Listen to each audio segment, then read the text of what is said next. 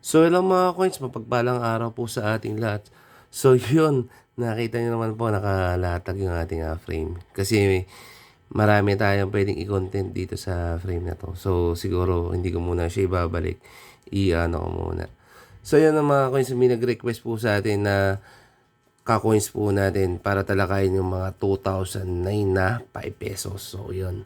Tatalakayin po natin yan dito sa content na to. So, stay tuned lang po mga coins. And, syempre, may sasagutin tayong ka-coins po natin na solid na solid. So, ito po yung comment ni Bossing. So, ito po. Yan. So, yun, nire-request niya po. Baka pwede daw po na itakal po natin yung ating mga 2009 na 5 peso. So, yun. Siyempre, ano po natin yan, priority po natin yung mga request po ninyo. So, yun, itakal po natin yan dito sa ating content. So, meron tayong isang variant possible na ipapakita po sa inyo dito sa content na to. So, stay tuned nga lang po mga koy. So, maraming salamat nga po pala sa mga nakapanood po ng ating last content. So, ito po yun. Yan, so medyo hindi ko pa po alam yung magiging feedback po niyan kasi naka-unlisted pa po yan. So hindi pa po yan naka-post as public. Kaya hindi ko pa po alam kung ano magiging outcome po ng content na yan. So maging maganda man o pangit, so goods lang. As long as may nakakapanood po naka-coins natin at Siyempre gusto ko matuto kayo sa ating YouTube channel.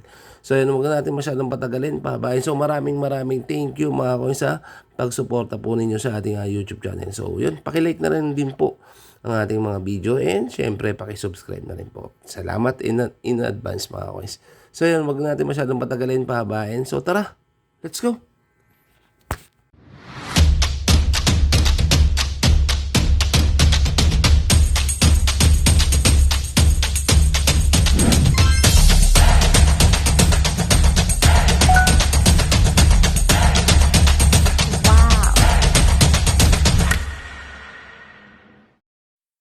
So yun lang mga coins, mapagpalang araw po ulit sa ating lahat. So yun mga coins, sagutin lang po natin yung katanungan ni Bossing. So ito po, yan. Basahin po natin. Meron po akong 2013 at 2016 na day 3. Hindi ako sigurado kung ito ba ay matte. So ipapadala niyo daw po sa atin yung picture.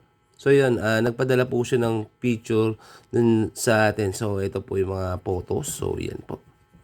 So yan makikita niyo mga coins is iba po yung pinaka-texture niya. So possible hindi natin masyadong makita po kasi yan gawa po ng syempre picture lang po. So yun, mas maganda bossing pasahan mo ako ng merong video. Yan. So possible baka matte po yung pinaka-texture po niya. So magandang klase o magandang yung pinaka-texture niya. So yun. Congrats sir.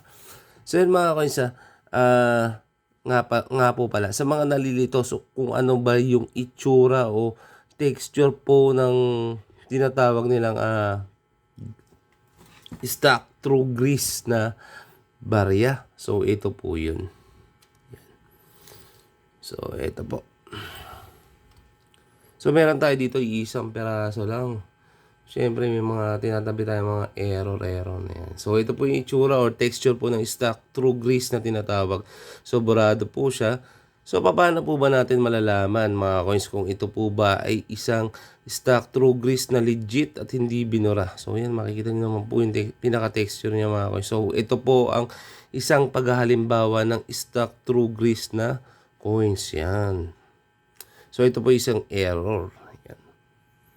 So yun nga po, gaya nga po ng aking sinasabi mga coins, much better o mas maganda po kung meron kayong timbangan. So ang timbang po natin ng ating 5 pesos is 7.7 po. 7.7 grams. So yun. Tingnan natin. So yun, sakto mga coins. So yan, iano natin. 7.7 grams. Yan, nakikita nyo naman po. Saktong-sakto. Yan. So yun masasabi ko, ito po ay isang legit error. Yan. So kaya mga coins, kung meron kayong ganito, syempre tabi nyo lang po, marami tayong mga coins o mga kolektor na bumibili po ng mga ganitong error. Yan. So ito naman po yung isang paghahalimbawa ko sa isang blank set error kung tawagin. So yun yung mga buradong barya. Burado yung mga obverse niya. or reverse po niya. So, yan. So makikita niyo po dyan mga coins is yan. Tingnan po. Halos hindi po maninag yung kanyang mga script. So malabo yung cam natin. Focus natin yan. So yun. Yun. So ito po, isang paghalimbawa ng isang yan, lang set error. Yan. So makita niyo burado siya mga coins. So ito po, itimpangin po natin syempre. So yan, 7.8 mga coins. So yan, medyo goodies siya. Yan. So yun, kung medyo atrasado, hindi masyadong ilang grams lang po yung pinaka-difference po niya. So, goods na po yun. Okay na po yun mga coins. Pag nag-underweight siya, siguro possible mga 6 grams. So, yun. Medyo masasabi ko hindi siya machine error. So, yun. Posible po baka yan po ay yung tinatawag nila na man-made error. So, ito po mga coins. May papakita po ako sa inyo na pinasa sa atin ni Bossing Paolo. So, ito po. Yan. So, pinasahan niya po tayo ng mga ganyang error mga coins. Yun nga po, gaya nga po ng aking sinabi po sa ating last content. Sa mga nakaraang content po, sorry. Yan po ay possible na yun. Gaya nga po ng aking sinasabi po lagi. Baka yan po ay man-made error o hindi po siya machine error. Yan. So, ito po isang paghalimbawa po ng isa pang yung tinatawag nila man-made error. So, ito po. Yan. So, ilang beses ko na rin po pinakita po sa inyo. So, maging aware po tayo and syempre maging maingat po tayo na bumili ng mga error. So, yun. Konsultahin niyo po ako, i-chat niyo po ako. So, sa huling part ng content po natin. So, yun. Bigay ko po sa inyo ang ating FB account. So, para makita po ninyo, tignan po natin mabuti kung ano po yung mga error o possible error na sinasabi po natin. So yun, kailangan niya po mga coins ng mga ganito ha. Highly recommended po itong mga ganito. So kailangan po natin to. If ever po na may mahantay na may error, so mas maganda may ganito tayo. May timbangan tayo. Ito po yung brand niya. So mura lang po yan sa Shopee. So maganda mag-invest tayo ng mga ganito. So yan mga coins, proceed na po tayo dun sa ating topics. Ating 2009. So, bakit ko ba binaba itong ating frame? Kasi gawa po ng wala na po kasi akong stock. So, hindi po ako nag-i-stock talaga ng marami nito. Kasi medyo, yun. So, ito po yung percentage ng 2009 na day 1. So, ito po yan. So, yan. Makita nyo dyan mga coins is 8%. Yan. So, ito po yung isang halimbawa po. So, kung napanood po ninyo yung ating last content, so, in-explain ko naman po doon kung anong itsura or pinaka-day po nung day 1. So, ito po. Nakita nyo po, 2009. Yan po. Ito po yung aking day 1. So, makikita nyo, napaka-pulido, napaka-solid. So, ito po ay hindi frost. Mga koy, liliwanagin ko lang o lilinawin ko lang. So, ito po ay yung tinatawag po nila na luster. Yan. O ito po yung tinatawag nila cogwheel effect po ng isang barya. So yan, unang-una po natin makikita yung pinaka-script po niya. Yan. So yung pinaka 1993 niya is magkakadikit. At the same time, yung pinaka-cogwheel po niya is mas maliit din po. Yung sunrays niya halos hindi naman nabago. So yun. Proceed na tayo sa day 2. Gawa po ng mas maganda po kasi magkaroon ng konting comparison when it comes pag ano po tayo sa mga day po ng barya. Yan. So yun. Medyo masyadong malabo. Yan. Tinawan natin ng konti. Yan. So unang-una natin makikita mga coins is yung cogwheel niya. Yan. So mas thin po ng konti yung cogwheel ni Bossing Day 1. So ito po yung Day 1 natin. So, ito po yung tinatawag natin day 2. Yan. So, mapapansin po ninyo, unang-una is yung pinaka kanyang cogwheel. So, medyo malalaki na po yung teeth ng cogwheel. So, ito po yung cogwheel mga coins ha. Baka malito po kayo. So, ito po yung ating ball pen. So ito po yung cogwheel, ito po yung teeth ng cogwheel, yan po, yung mga gear niyan. So ito po, makikita nyo medyo mas malalalim na po yung teeth niya o mas malalaki na po. At the same time mga kois, tignan nyo yung 1993 niya, mas dikit na dikit and medyo magkakalayo na to. At the same time, yung kanyang 1993 is, makikita nyo naman, bukod sa malayo, ito dikit na dikit ng Daiwa natin mga kois. So ito po, yan, makita nyo po, medyo malalayo na po siya. And yung kanyang Bangko Sentral halos medyo similar lang naman po. Yan. So unang-unang nyo mapapansin talaga dyan is yung pinaka-cogwheel. So yung die 3 mga koy sa 2009. So yan, pakita natin na 2009 nga ito. So yan po. Yan, 2009 po yan. Malinaw po yan ha. So yung ating 2009 na die 2 is 3%. So yan, nakikita nyo po dyan sa ating screen. So kung may doubt po kayo mga kois, punta po tayo sa Numista. May mga percentage po doon na pwede nyo pong maging small guide. So huwag tayo masyado mag-relay doon. Small guide lang po siya. So yun. So ito naman po yung ating tinatawag na die 4. So yun. Wala tayong die 3 nito eh. So ito po yung die 4. Yan. Yun. Dali. Ito. Mas maganda. Mas ito yung galing sa ating frame. Yan. So, napaka-solid nito mga kois. Napakaganda. Nakikita nyo naman po para po siyang ano ba tinatawag nilang rose gold. Yan. So, makikita nyo napakaganda. So, unang-una nyo mapapansin mga kois is yung pinaka ano po niya. Pinaka tawag nito. Pinaka sunrise po niya. Yan. So yan makikita niyo po mga coins is unang-una po yung pinaka sunrise po niya. So yan medyo kapos po yung pinaka sinag po niya. Yan po makikita niyo po. And mas yan. So yan makikita niyo po muna. Yan, i-ano muna natin. So makikita niyo po yung pinaka 1993 niya. So i-zoom natin. So digla po. So yan mga coins makikita niyo dyan. Tingnan niyo po mabuti yung pinaka 1993 niya. Yung pinaka-circle nung 9 niya. Nakikita nyo naman po. Ayan po. Ayan. Mas malinaw. So, mas malaki yung pinaka-circle po nung 9 nung die 4 po natin. Compare po dito sa ating die 3. Ay, sorry, die 2. Ayan. So, wala tayong die 3 nito na 2009. Yan.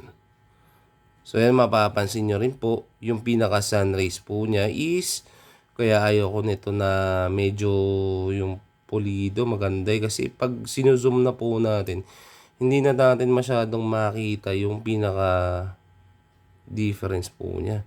Hindi naman po kasi natin pwedeng, alam nyo na po, na hindi i-zoom kasi ang mangyayari po niyan, hindi nyo po makikita yung differences. So yan po mga kaysa makikita nyo dyan yung pinaka sunrise niya. So makikita nyo dito kay Daito, ayan halos malapit na po sa may kanyang nakakagwil. Ito naman po si die 4 na tinatawag po is nakita po medyo kapos. At the same time yung pinaka sunrise niya sa ibabaw medyo kapos din po. So marami nagsasabi rare po ito. So hindi po ito rare ha mga coins. Liliwanagin ko lang po yung die 4 po natin is marami pong lumalabas niyan. In fact dalawang klase to possible. So sa huling part ng video natin, so ipapakita ko sa inyo isa pang die 4 po natin na possible isama ko po dito sa ating variant. So ito babaguhin ko to yung ating frame.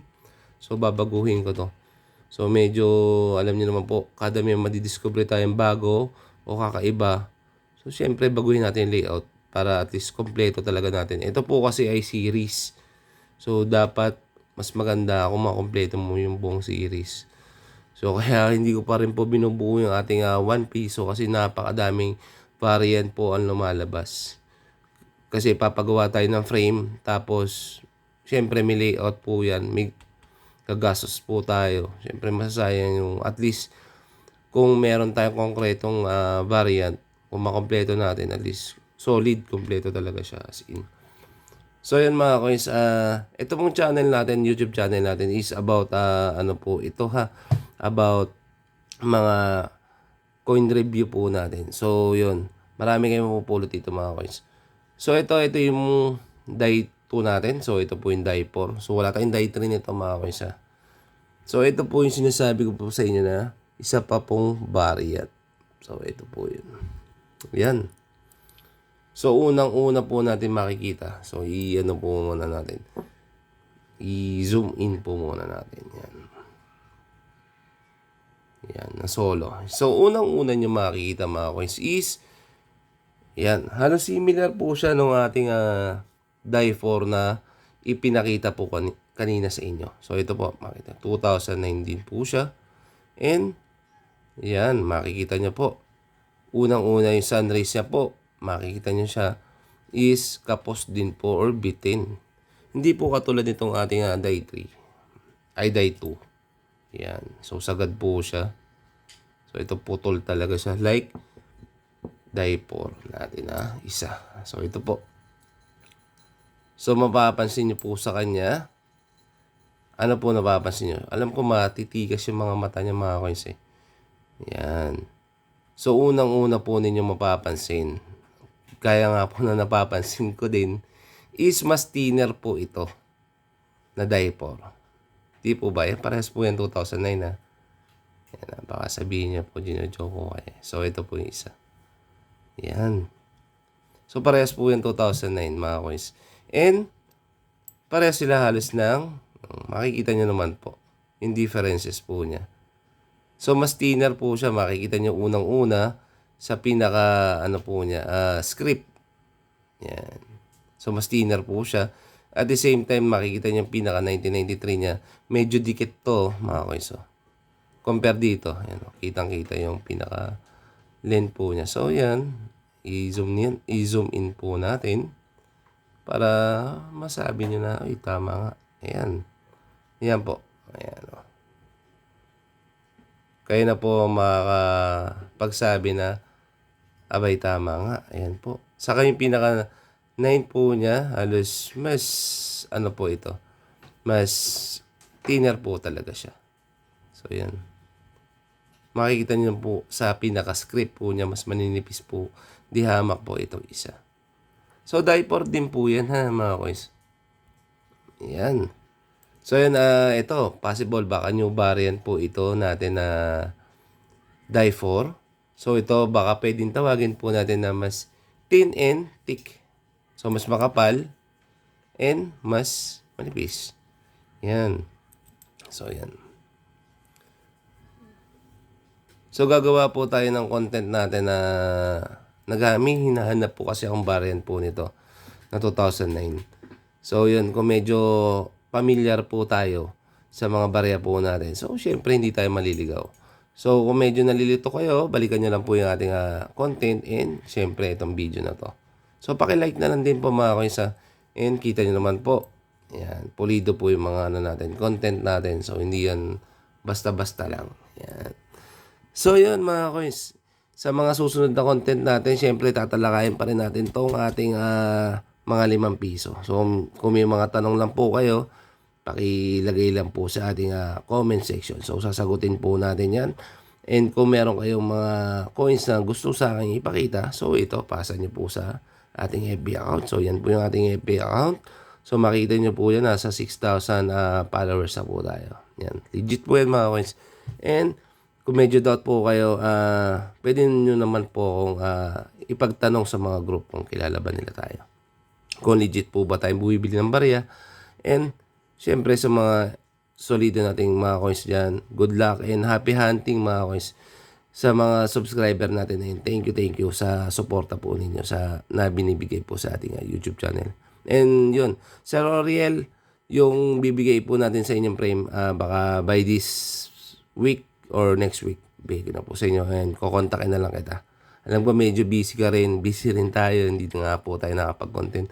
So yun mga kaysa, ito po yung mga nag-comment po ng last content. So yun, ito po. So yun, pumili lang po ako ng ilan lang dyan kasi kailangan may upload ko rin po ito, ang content po natin. So yun mga kaysa, thank you sa panonood po ninyo sa ating YouTube channel and maraming salamat sa suporta. Ingat po kayo mga coins and see you in the next vlog. Ingat. God bless us all. Bye-bye.